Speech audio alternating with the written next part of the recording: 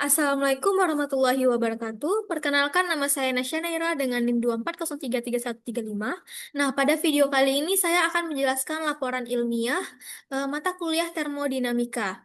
Nah, judul laporan ilmiah saya yakni analisis perpindahan kalor secara kausitatif pada sistem termal sederhana, kajian teori dan juga verifikasi eksperimental. Nah, yang terhormat kepada dosen pengaku saya yaitu Bapak Dr. Ahmad Fauzi, MSI. Nah, baiklah kita masuk ke abstrak dari laporan ilmiah saya.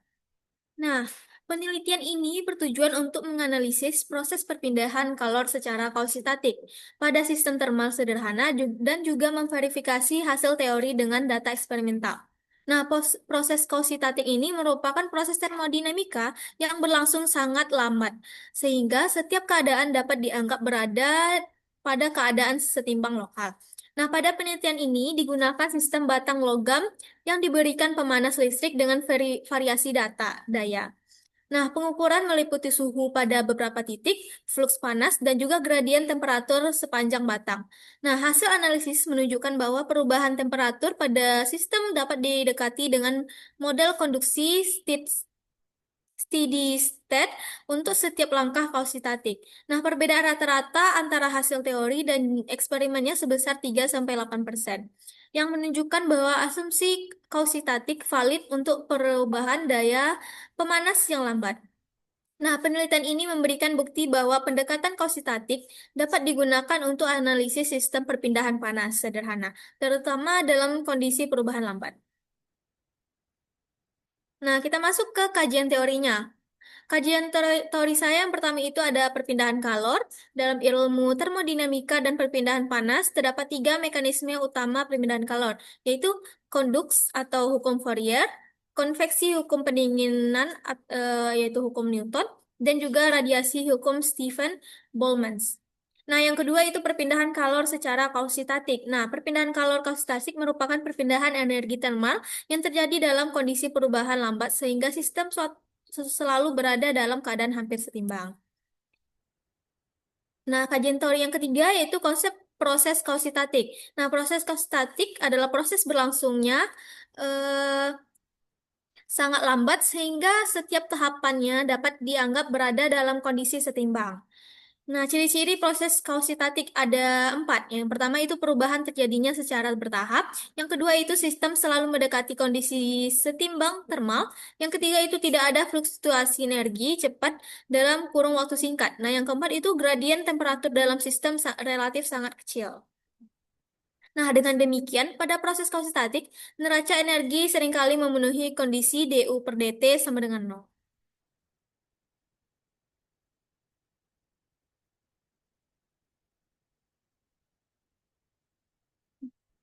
Nah, metode pengukuran dan juga metode perhitungan. Nah, yang pertama metode pengukuran pada penelitian ini adalah menggunakan perangkat dan bahan sebagai berikut. Yang pertama itu ada aluminium 30 cm dengan diameter 1 cm. Yang kedua itu pemanas listrik sebesar 50 watt. Lalu termokopel tipe K, multimeter, stopwatch, dan dudukan batang. Nah, prosedur eksperimen dilakukan dalam langkah-langkah berikut. Nah, pertama kita mempersiapkan alat. Yang kedua, pemanasan dan pencatatan data. Yang ketiga itu pengamatan kondisi kausitatif. Nah, kita masuk ke metode perhitungan. Nah, analisis data dilakukan menggunakan persamaan dasar konduksi dan konsep kausitatif. Nah, rekan-rekan sekalian dapat melihat eh, cara menghitungnya dengan persamaan yang telah saya tampilkan. Ada empat persamaannya. Itu yang pertama itu menghitung perbedaan suhu. Nah, yang kedua itu menghitung gradien suhu. Yang keempat itu menghitung flux kalor. Yang kelima itu menghitung laju kalor secara teori. Dan juga kelima membandingkan teori dengan eksperimental.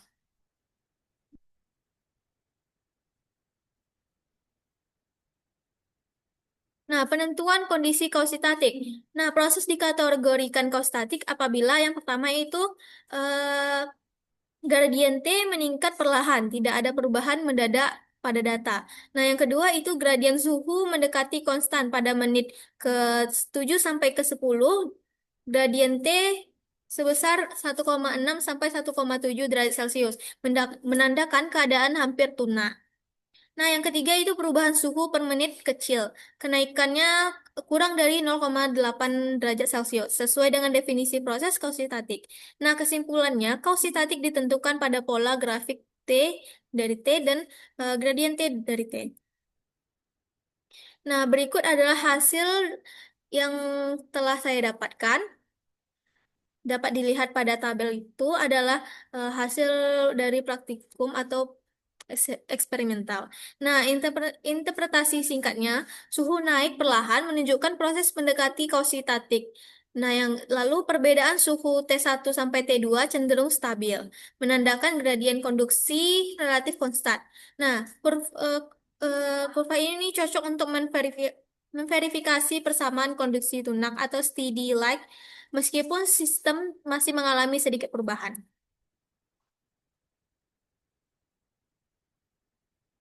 Nah, pembahasannya itu eksperimen perpindahan kalor pada sistem termal sederhana bertujuan untuk mempelajari bagaimana panas berpindah secara konduksi pada batang logam ketika diberi masukan energi konstan. Nah, proses yang dikaji termasuk ke dalam kategori kausitatik, yaitu proses yang berlangsung sangat lambat sehingga sistem selalu berada dalam keadaan mendekati kesetimbangan termodinamika. Dengan demikian, perubahan suhu pada tiap detik atau menit dapat dianalisis menggunakan pendekatan teori yang mengasumsikan gradien suhu kecil dan perubahan keadaan yang halus. Nah, data eksperimen berupa perubahan temperatur di dua titik berbeda pada batang, yaitu T1 dekat dengan sumber panas dan juga T2 lebih jauh dari sumber panas. Nah, dengan masukan daya konstan sebesar 50 watt, selain itu, mulai menit ke-7 hingga ke-10, gradien T berada pada hampir nilainya konstan, yaitu 1,6 derajat Celcius sampai 1,7 derajat Celcius, yang menunjukkan sistem mulai memasuki kondisi tunak atau steady state, yaitu kondisi di mana laju panas yang masuk sama dengan laju yang keluar.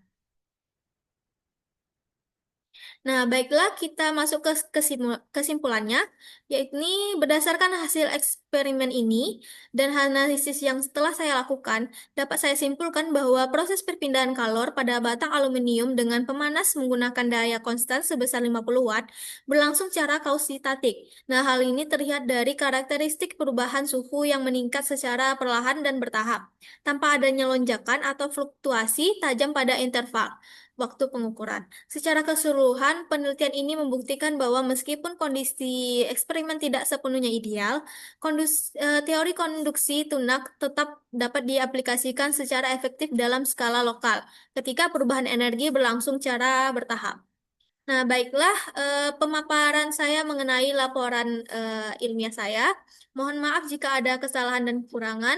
Saya sudahi. Wassalamualaikum warahmatullahi wabarakatuh.